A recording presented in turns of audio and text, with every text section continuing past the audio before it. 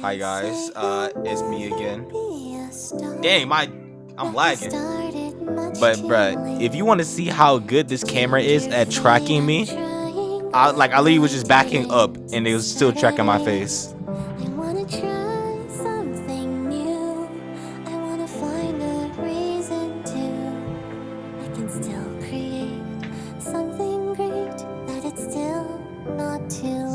It's kind of crazy how that shit works. But yeah, today we got a Packer CC video.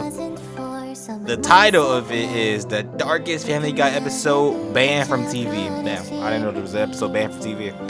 You think I've seen it before? I doubt it. I ain't gonna lie. Depends when it came out. But without further ado, I'm gonna stop wasting y'all beautiful people's time. And let's get right into this. Okay. I'm gonna change it up. I'm not gonna put like full cam, on my screen, and then have me in a little corner. I'm gonna do this one. This one. Just for today. I just want to see how it goes. But yeah, let's just.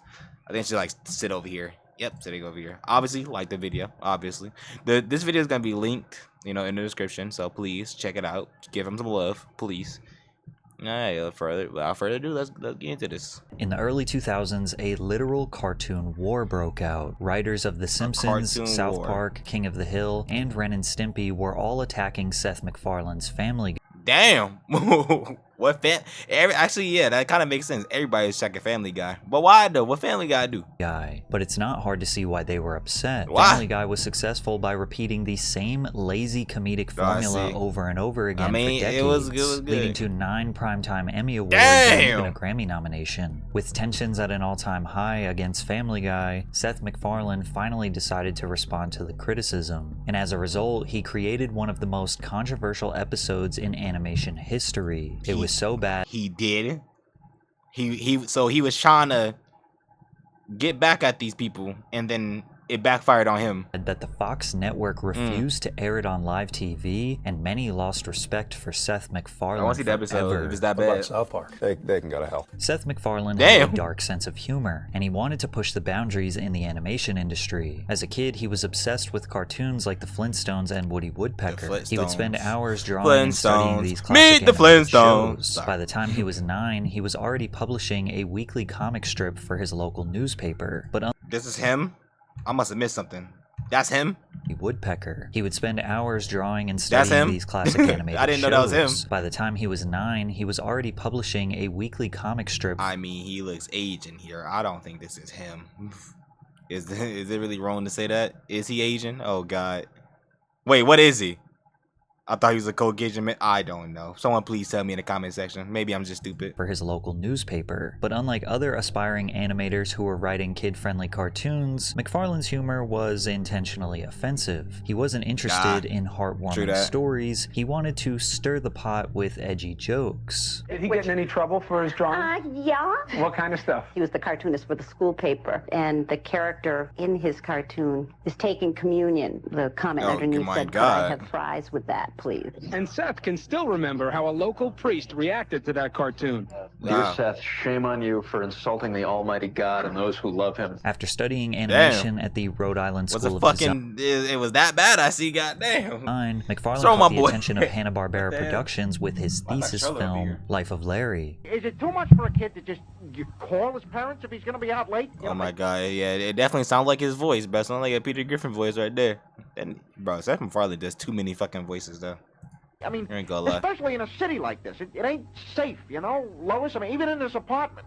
I mean, some nut in his underpants could just walk in off the street, bang on the door, and demand God knows what. You guys have any Cheez-Its? Honey, I think we should move. During his time at Hanna-Barbera, he helped write and animate legendary cartoons like Johnny Bravo and Dexter's Laboratory. And while most animators work behind the scenes for years before ever getting the opportunity to share their own projects, MacFarlane just kind of skipped the line. He pitched a crude, low-budget cartoon about a dysfunctional family featuring an alcoholic dad, a talking dog, and a violent baby to various networks, and Fox took a gamble on him. In 1999, Family Guy was born, making Seth MacFarlane the youngest showrunner in television history. But what nobody knew at the time was that this show would go on to change the animation landscape and make They took a chance on my boy. But they didn't you know, Adult Swim made them pick it up too? Or was that like a little later after it became successful? With one of the most hated men in the industry. Over the years, Family Guy has been called many things, from iconic to offensive, but if there's one word that keeps coming up, it's lazy. I enjoy Family Guy because it's something you can watch and laugh at without thinking. Especially nowadays, bro. People do not fuck with Family Guy nowadays, which is you know, don't blame them. Don't blame them. Formula, and that formula is easy to digest and laugh at without needing to pay attention. It's a good background show, something to listen to when doing something else. If you're going to expect a story, don't try to expect it from Family Guy. That's missing the point. Much of the criticism towards Family Guy is that the show has a repetitive formula, and once you see it, you can't unsee it. A large amount of the episodes are basically Peter does something stupid, Brian and Stewie go on some weird side quest, Meg gets bullied for no reason, and every few minutes they put in a random cutaway gag that has absolutely nothing to do with the story. I thought I could deal. But these cutaways are hilarious, bro. What you mean? I know people are gonna hate me for that, but like, it's true. It's also, it can be funny, bro. It depends on like what it is. I ain't gonna lie. I would be blind at first, but I don't know. I haven't felt this out of place since that week I lived with Superman. We must stop Lex Luthor before he irradiates the world's supply of gold. Hi, sorry. I know you got a meeting going on, but we are officially running low on Mr. Pibb and Cheez-Its. Just putting it out there. Mr. If you head to the Pibb store and later, Cheez-Its. 800-mile drive for me, like 5 seconds for you. Critics believe Family Guy doesn't rely on good storytelling or deep character arcs, and instead fires off quick, easy, and I just realized I don't have my glasses on. Some miss, but it doesn't really matter because the show is all good, bruh. Put them glasses back on. Hell yeah, brother. I don't know. Do I really want to put these glasses on, bruh? Like, do I always want to keep these on all the time? Like, let's just have a video with me without the glasses, bro. I don't need the glasses, bro. Not all the time. Show moves so fast that nobody has time to care. Is that a bat? Oh my god, that's a dumb way to fucking get rid of a bat. You swing at it with a fucking tennis racket. That's not gonna get rid of the bat. Family Guy's cutaway gags used to enhance the quality of the overall episode, making the show's style unique. But over time, they stopped being objectively funny and became random for the sake of being random. Peter, when did you become so polite? Oh, I've been hanging out with Caillou's beta dad. In fact, I'm meeting him at the park to eat unsalted saltines on the swings. Yeah, that is random. Like you're wearing what Rachel Maddow would wear to a pumpkin patch. As the years went on, many thought that the show was using these gags as a way to fill up their time slot and maybe make up for poor writing. We know for sure this is how The Simpsons creator Matt Groening felt, because he did not shy away from blatantly making fun of Family Guy in front of their crazy. This is crazy. Millions of viewers. At the start of 1999, Family Guy made its debut on Fox. Damn, 1999. Why am I saying damn? I'm sorry if you was born or born during or before 1999. I just made you feel old. My bad, bruh. I didn't mean it. But yeah, that was 25 years ago though. God damn. It's kind of 25, 26, one of those. That was kind of not a long ass time. Oh my god, I did it again. I'm an idiot. Simpsons was already on its 11th season. Damn! Immediately, when did The Simpsons come out?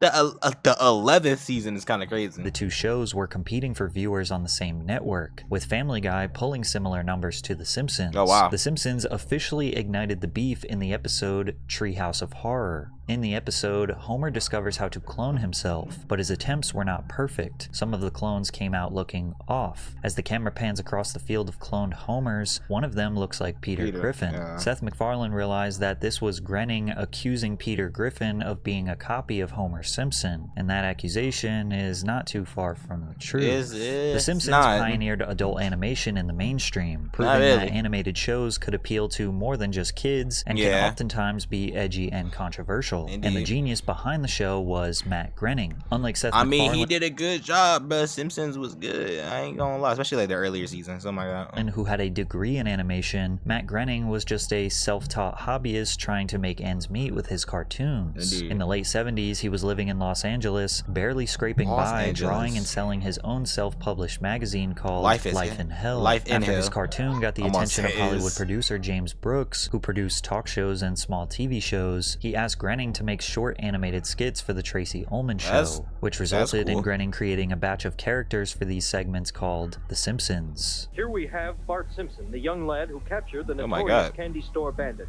Look at this old animation. It's kind of scary. Oh my god, like look at this.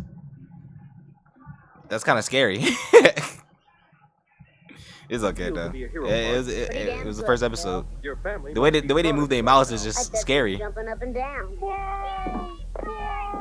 What started out as shorts on a sketch comedy show in 1987 quickly turned into a full-length series by 1989. And from the moment it premiered, it was an instant cultural sensation. The Simpsons wasn't just another cartoon, it was the cartoon. The show took the classic family sitcom formula seen in popular shows like The Cosby Show and flipped it on its head. Instead of a picture-perfect suburban family, you had Homer, who is a beer-drinking, insane father that often physically abuses his son. Marge is a tired mother constantly trying to hold the family together. Bart is a preteen-aged menace that lives to cause chaos. Lisa is a misunderstood genius in oh my god, The Simpsons, the whole story.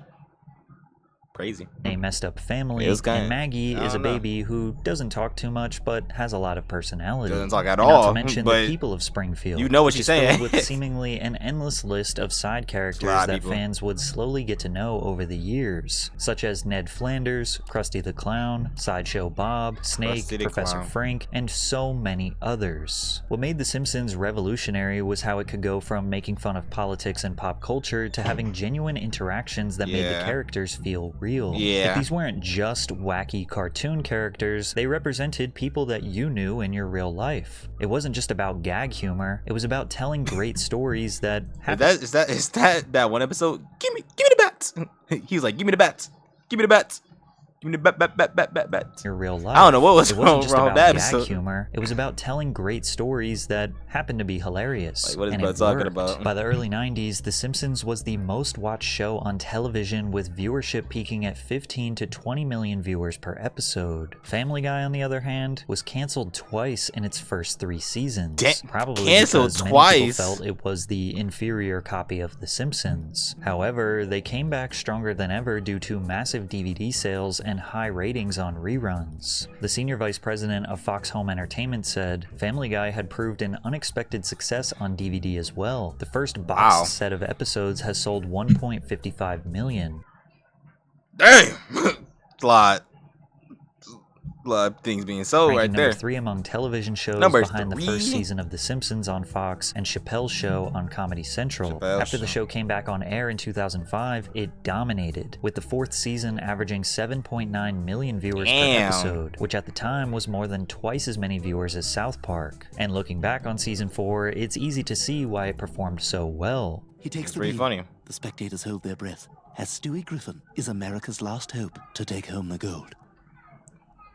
Oh, did you see that, Mitch? I sure did, Kathy. That was impressive. Season 4 is called by some peak Family Guy. It was paced well, funny, and just the right amount of offensive. The cutaways were tasteful, adding to the chaos without taking away from the story. And during Family Guy's resurgence in popularity, the Simpsons writers decided it was the perfect time to diss them once again. In season 17, episode 8 of the... I ain't know about all these diss. The darkest... What about the darkest episode, bro? We get in there? Is this all leading up to there? Simpsons, 2 Italian police officers are flipping through a book of known criminals. As they skip through the mugshots, you can see a picture of Peter Griffin with the crime of plagiarismo, which means plagiarism in Italian. The diss could not be more clear, again claiming that Family Guy is stealing the premise of The Simpsons. They also threw a bonus jab in at American Dad, which is Seth MacFarlane's other show, essentially saying they are a copy of a copy. And while these jabs feel like The Simpsons play fighting with Family Guy, South Park came out of nowhere and dropped an absolute bomb on them. A diss that was so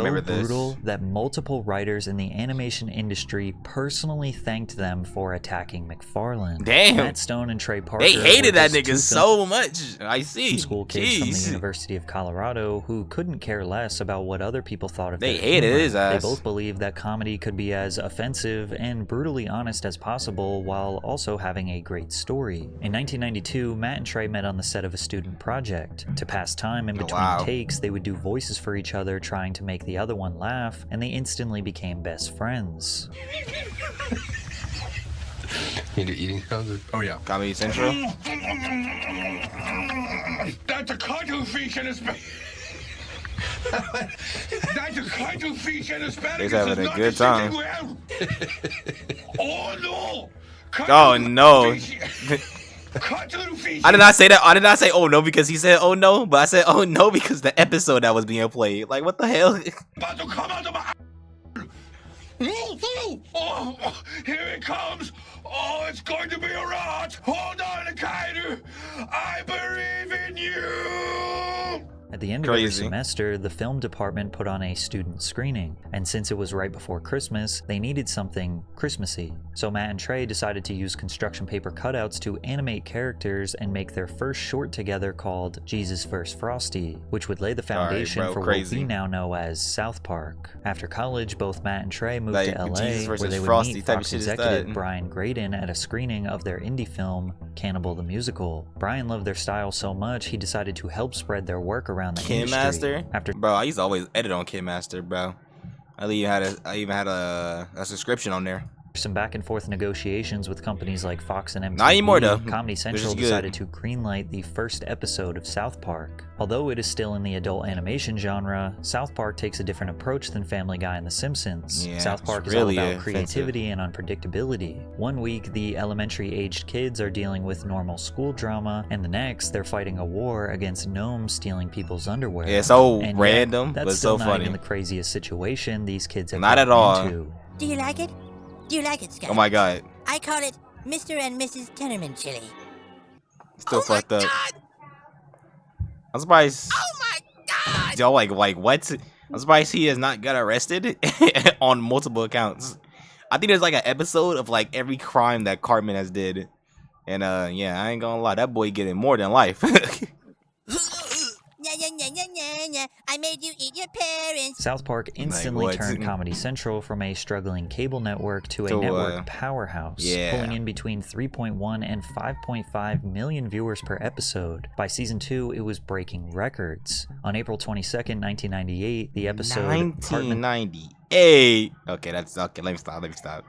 All right, made y'all feel old before, bro. Let me stop. His mom is still a dirty. Pulled in 6.2 million viewers, making it the highest rated non-sports show in cable history at the time. To put it into perspective, 8 of the 10 most watched shows on cable that spring were South Park episodes. In just over 1 year, Trey Parker and Matt Stone took over cable TV. They also I'm not gonna lie, Comedy Central, I remember I had cable and they would spam South Park episodes. I mean spam. Like I would like look at the time and it would be like 3 o'clock, and it would like you can see like South Park go all the way until like 8 a.m. or some shit like that. Not a.m. 8 p.m. Sorry, not a.m. 8 p.m. or some shit like that, or even longer than that. It's just South Park was just everywhere on Comedy Central, and that was like on channel 60 something. It was right next to Disney Channel and fucking Nickelodeon and shit. On my cable at least. I don't know about y'all's, but on my cable it was. And yeah, I was like, damn, there's a lot of South Park episodes. Seething hatred for Family Guy. When asked about how he feels about Seth MacFarlane's Empire, Trey Parker said, "There's more and more stuff every day finding its way onto American television that I think is really great. But then you get this bubblegum shit that's just like by the book. What we call 9-to-5 comedy writers. They mostly have families and kids, and that's the most important thing. And then they go into work and write comedy, and when it's 5 o'clock, it's time to go." Is that a bad thing? Oh, you got a wife and family and you do comedy? I mean, like, is that really a bad thing, bruh? Is that a terrible thing? I guess it can be. It's gag humor, and gag humor drives us crazy, where it's just like, here's a gag, here's a gag. It's got nothing to do with what's going on in the show. That's just true. Like, here's a gag. And anyone who writes comedy knows that that is the very easiest, simplest thing to do, and you don't really need any talent to do it. You just need to learn the craft and do it. Similar frustrations were expressed by John Kricfalusi, the creator of the iconic cartoon Ren and Stimpy. If you're a kid wanting to be a cartoonist today, and you're looking at Family Guy, you don't have to aim very high. You can draw Family Guy when you're 10 years old. You don't have to... Cut that out. They are killing a spider. That's all I have to say. They are killing a spider, and she just screamed loud as hell. If I don't cut that out, I'm lazy. I probably won't cut that out, to be honest. Like, why is she screaming that loud for a spider? Get any better than that to become a professional cartoonist. Keep watching, the standards are extremely low. Tensions in the animation industry were at an all-time high, with more people speaking out against Family Guy than ever. So in 2006, Matt and Trey decided to escalate the tension to a full-blown war. South Park released a 2-part episode titled Cartoon Wars. In the episode, Cartman really wants to sabotage Family Guy because he hates their lazy gag writing. As Cartman arrives to the Fox Network writing room, he is shocked to learn that Family Guy is written by manatees who pick random idea balls from a tank. Crazy. Each ball contains a verb, noun, or pop culture reference, which the manatees choose an idea ball and swim it over to the joke combine. South Park essentially proves how formulaic and ridiculous Family Guy jokes are by assembling 5 idea balls that say laundry, date, winning, Mexico, Gary Coleman. Peter, you didn't do the laundry today. You think that's bad? Remember the time I wanted... It was roasted. They roast the fuck out of him. I can't lie. You can't lie. What you talking about, Willis? When this episode released, millions of people around the world witnessed South Park brutally minimize Family Guy's value to the entertainment industry. And it turns out, Matt Stone and Trey Parker were not the only ones in the industry who hated Family Guy. See. After the first part, a lot of people. We got calls from people at The Simpsons saying thank you, because they actually hate Family Guy more than we do, even though they won't say it. And then we got calls from people that work on King of the Hill. I see. King of the Hill too? That's crazy. Saying, they said, quote, you're doing God's work by ripping on Family Guy. And like, because Family Guy is kind of this, it's like the Justin Timberlake thing. It's like when you're a musician and you're doing your stuff and you're working hard and you're trying to do art, and then Justin Timberlake comes along and just rakes in all the cash and everyone thinks he's awesome. You're like, dude, come on, that's not that good. Up until this point, McFarlane never really responded to the jabs and criticism towards his show. Makes sense. But this attack was too big to ignore. Ironically, he didn't fire back at South Park. Instead, he shifted his anger towards his original haters, The Simpsons. However, many believe he took it too far. Okay, and what did this he joke do? nearly destroyed his reputation forever. In a 2007 Family Guy episode titled Moving Out, at the bottom of the screen appears... I've seen this. I've seen this. Kind of crazy. I remember I was watching this as a kid. Yes, as a kid. I know. Crazy. I remember it came on. It was on Fox too. It came on. I was like I didn't know what to say. Oh, I was a kid. I didn't really know what the fuck to say about this. But I remember seeing this. It was kind of crazy. The fact that I actually have seen this before.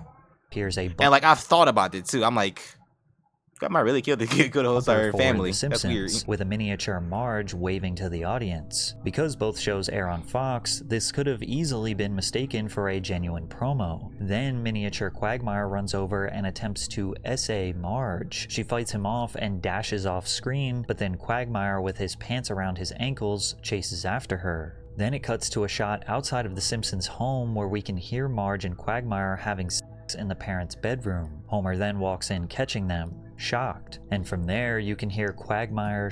It's so stupid, bro. It's the fact that I actually do remember this, bro. I really hate it, I do. Shoot and kill the entire Simpsons family. Yeah. Oh my god! Oh my god! You shot my homie! I'm calling the police! So, Simpsons R-word and murder. Yeah, that got dark real fast. Yeah, it did. This scene was so brutal, it actually never made it to live TV. The only reason we ever got to see this scene was because it was included in the Family Guy DVD box set. Also, whoa, that is cap. I've definitely seen this episode, and I didn't have no DVD. I was a kid. I had no DVD. I've definitely seen this before. So on the DVD. Not on YouTube either. This is before I had internet. Like, this is literally before I had internet and before I even knew YouTube was a thing. Seth MacFarlane does a director's commentary where he discusses this specific scene, doubling down that he feels this joke was not too far and it should have been aired. I'm not going to be diplomatic because what happened here was fucking bullshit. This is a gag I got a call from the network saying, you can't do this. You cannot do this gag. And with The Simpsons, and I said, why not? They've they've made fun of Family Guy like 5 times, which, you know, which they're entitled to do. I mean, they make fun of everyone, and so do we. So what's, you know, why can't we take a little shot at them? And they said, well, because we want to end the feud. And I said, well, what feud? Just say for how I talked it with is. Matt Groening, who has a wonderful sense of humor about this stuff, and you know, there's no feud. It's and you know, plus it's. We actually have had a couple of writers, Simpson writers, who have written for Family Guy, Richard Pell and Brian Scott. Yeah. I mean, it's, you know, they've taken many shots at us again, all of which have been funny. The only thing I can hear is Brian's voice. Like, I'm not lying.